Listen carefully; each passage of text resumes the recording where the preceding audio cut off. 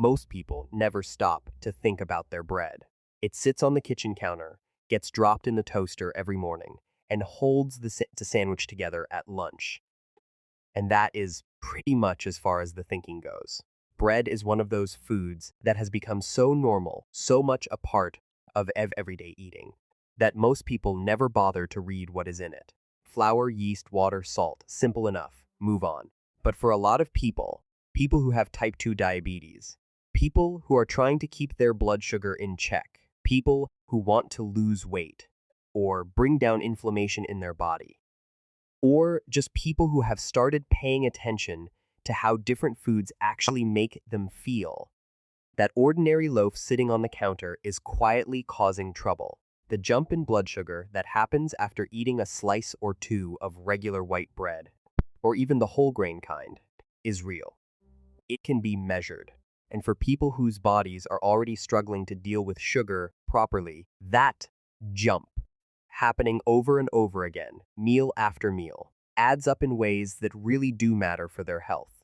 This is not a video about going without. It is not about cutting bread out of your life, going hungry, or forcing yourself to eat something that tastes like cardboard just because someone told you it was good for you.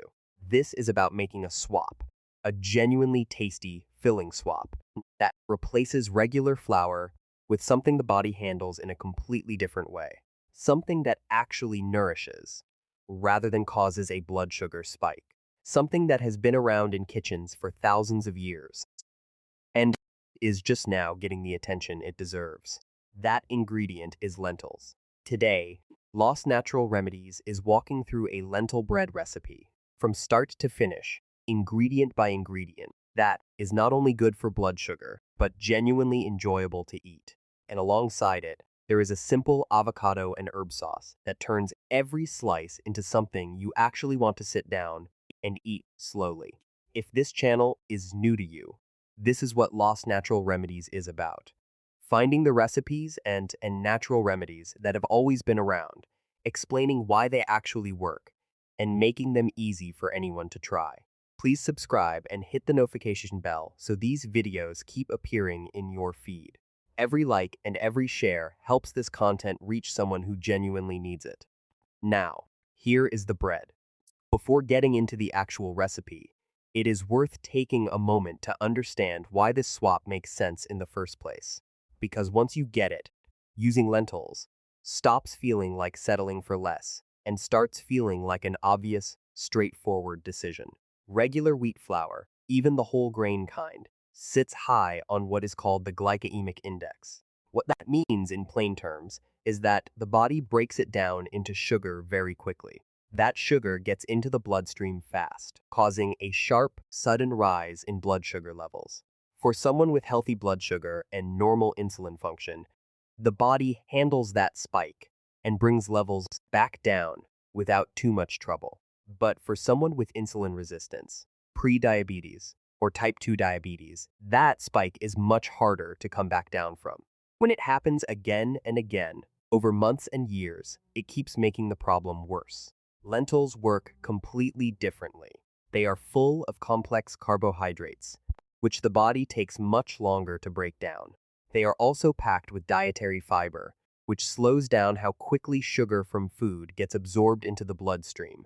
So instead of a sharp spike, you get a slow, steady, gentle rise. They are high in plant-based protein, which adds to that slow, even digestion and helps you feel properly full and satisfied for longer after eating. The difference between lentils and wheat flour on the glycemic index is not small, it is dramatic. Research has shown that eating lentils regularly can meaningfully improve how well the body manages blood sugar, bring down fasting glucose levels, and improve how the body responds to insulin over time. This is not alternative medicine or fringe thinking. It is well-supported nutritional science, and the logic behind it is simple. Swap foods that digest quickly and cause sharp blood sugar spikes for foods that digest slowly and keep blood sugar steady, and the whole picture changes. Top of the blood sugar benefits, lentils also bring iron, folate, potassium, magnesium, and B vitamins. They are a genuinely nutritious base for bread, far more so than refined white flour, which has had most of its goodness stripped away during processing. This is why this recipe does not start with a bag of flour. It starts with a cup of dried lentils.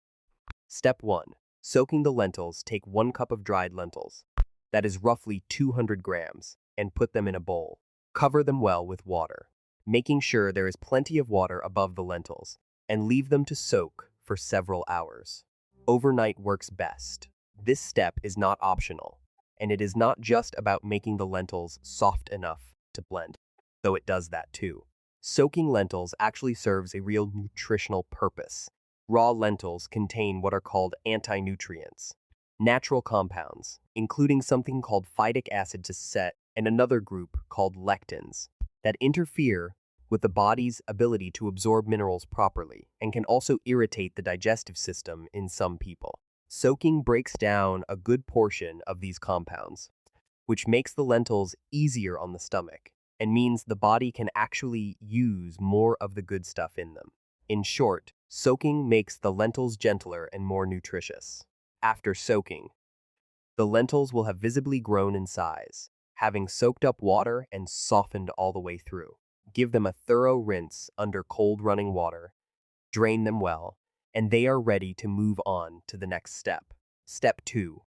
Making the batter. Put the soaked and drained lentils into a tall jug or bowl suitable for blending, and add 2 eggs and half a cup of water. Use an immersion blender, also called a stick blender or hand blender, to blend everything together until completely smooth. This mixture is the foundation of the bread. It already looks and behaves nothing like conventional bread dough. The texture is thick and pourable, similar to a pancake batter, with an earthy, slightly nutty smell that gives you a hint of what the finished loaf will taste like. The 2 eggs are there for a specific reason. They provide structure and act as a binding agent. In regular bread made with wheat flour, there is a protein called gluten that forms a kind of stretchy network which holds everything together and gives bread its familiar chewy texture. This recipe has no gluten, so the eggs take on that job. They also add protein and healthy fat to the bread, which helps with keeping you full for longer.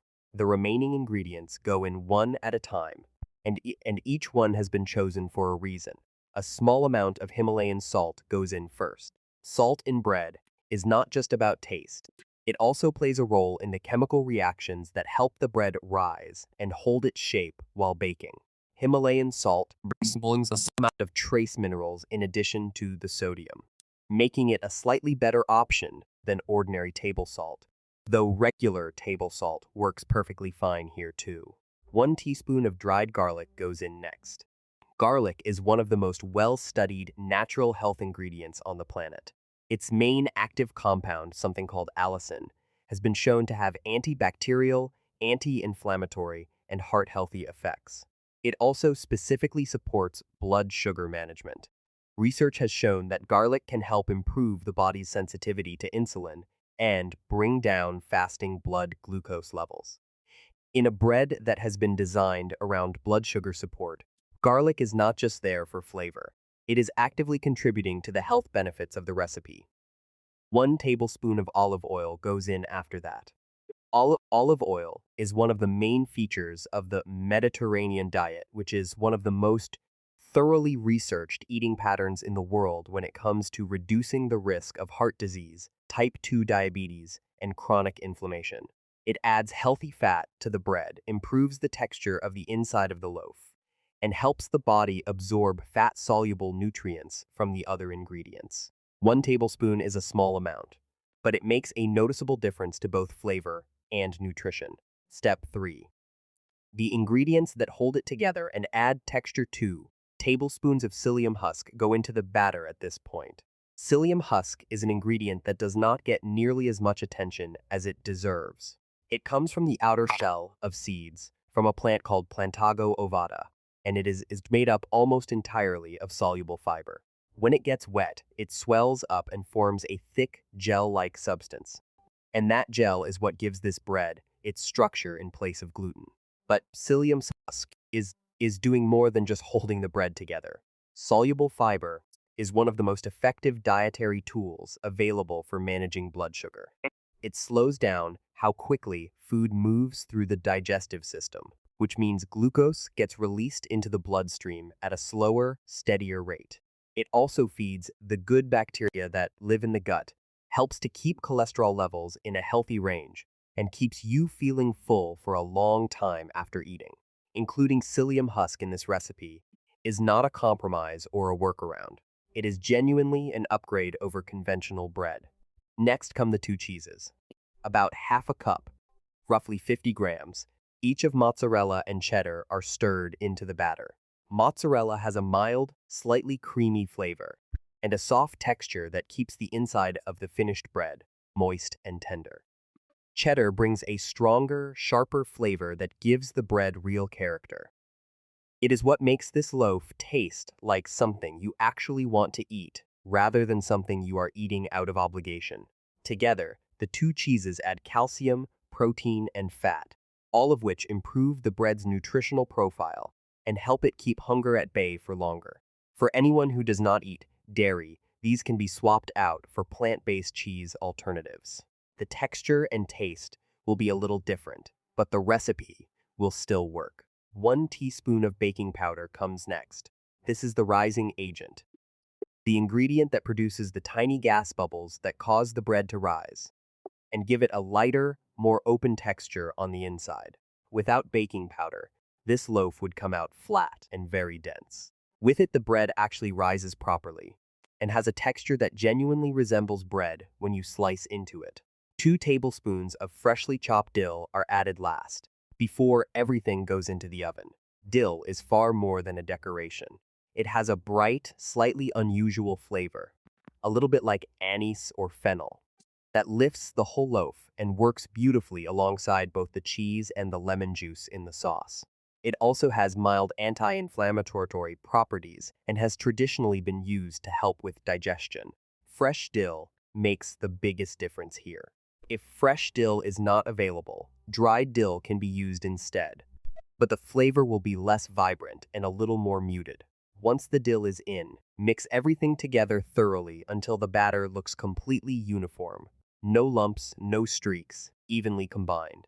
Step 4. Getting it into the oven and baking it. Grease a loaf tin or baking pan lightly with a small amount of vegetable oil so the bread does not stick. Pour the batter in. It will be noticeably thicker than a normal bread dough, more like a dense cake mix, which is exactly what you want. There is no kneading required here, no shaping, no proving time. It goes straight from the bowl into the tin. Before the tin goes into the oven, use a knife to make a shallow cut down the length of the top of the loaf. This is not just for looks. The cut allows steam to escape from inside the bread as it bakes, which stops the top from cracking in random, uneven ways and helps the bread cook all the way through evenly. It also gives the finished loaf that familiar, appealing look of a properly baked bread. The clean split along the top, where the crust has opened up during baking. Sprinkle about a quarter cup, roughly 30 grams, of sesame seeds over the top of the batter. Sesame seeds are not just there to make the loaf look nice, though they do make it look beautiful and professionally finished. They add a slight crunch to the crust, a warm, nutty flavor that pairs very well with the lentil base. And they bring their own nutritional benefits: calcium, magnesium, and an anti-inflammatory compound called sesamin, which was covered in a previous recipe on this channel. Every single ingredient in this recipe has been chosen with intention. Nothing is here by accident.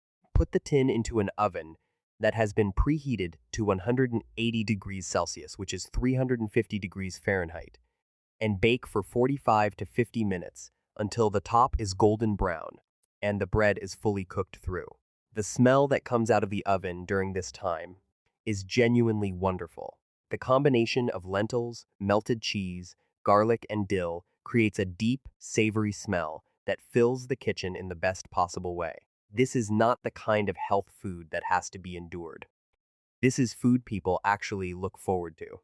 Once the bread comes out of the oven, let it cool before you cut into it. This is important. If you slice it while it is still very hot, the inside of the loaf gets squashed and becomes gummy. Letting it cool fully allows the structure of the bread to set properly.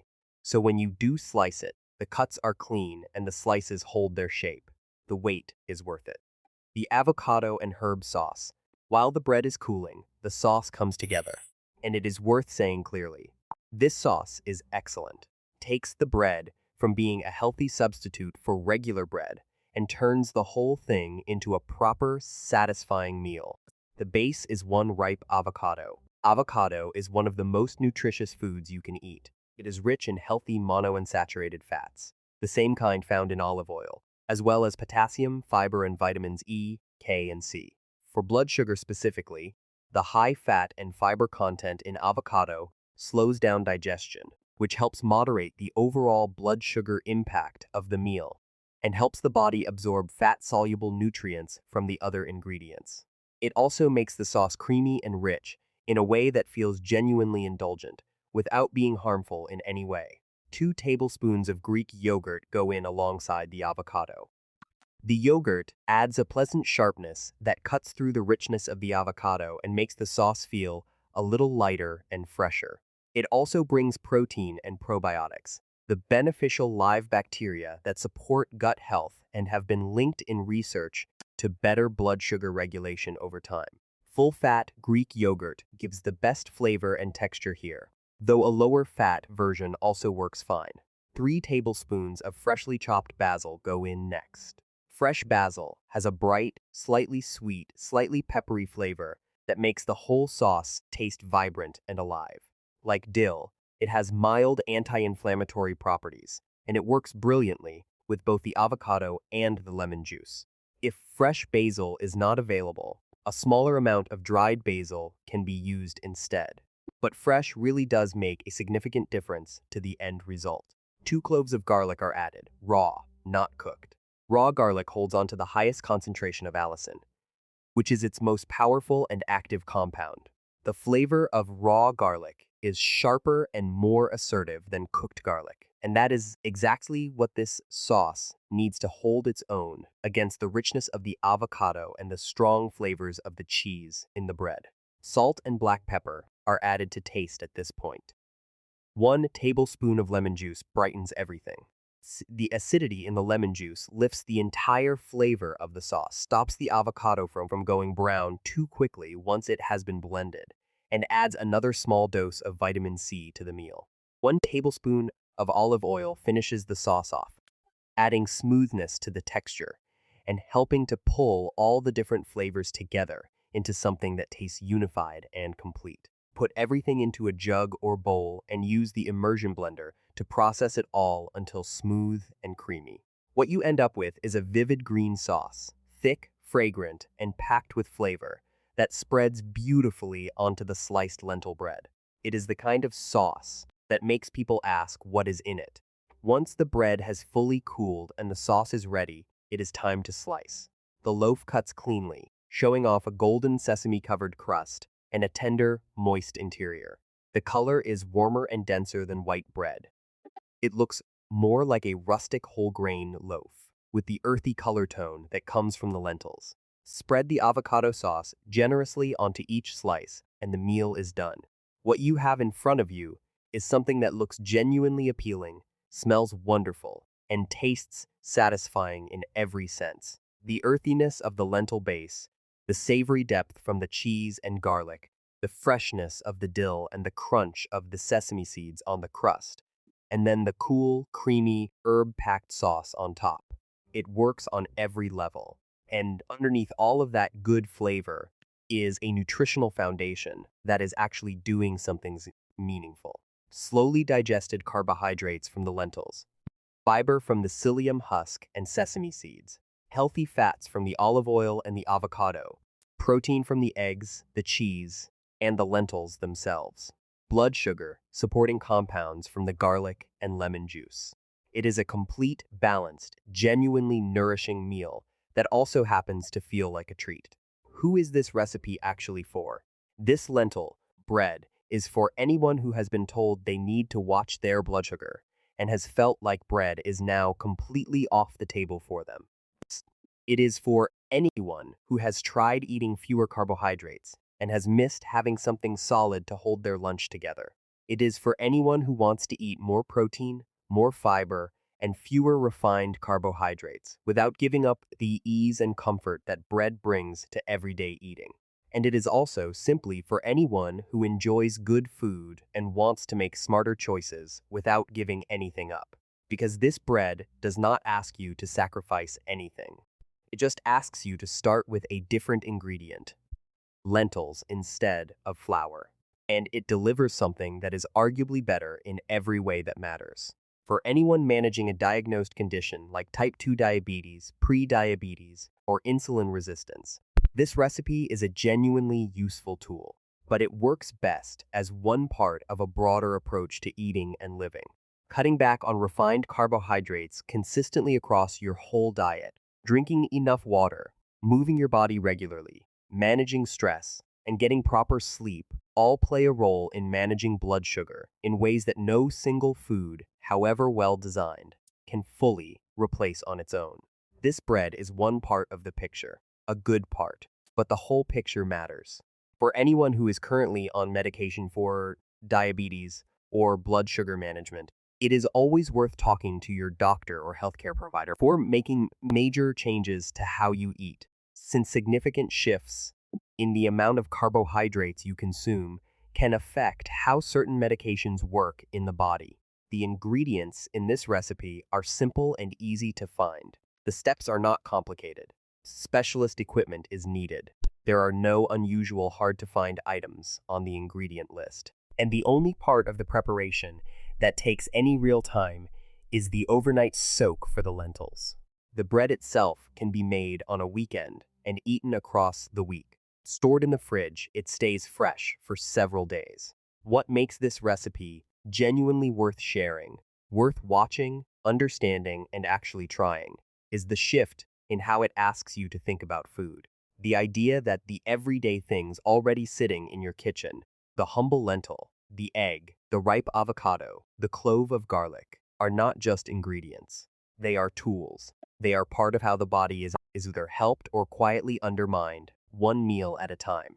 Lost Natural Remedies exists to share that kind of thinking, in an overwhelming or overly complicated way, but in a straightforward, here is how it actually works way that helps people make changes they can actually stick with over time. If this video was helpful, please like it, share it with someone who could use it, and subscribe to Lost Natural Remedies so these recipes keep coming. Every comment, every share, and every new subscriber helps this community grow and helps this content find the people who are quietly looking for exactly this kind of guidance. There are more recipes coming, more smart swaps, more natural remedies, more simple ways to eat better without turning eating into a complicated chore. Stay around for them. Until then, grow something, eat something real.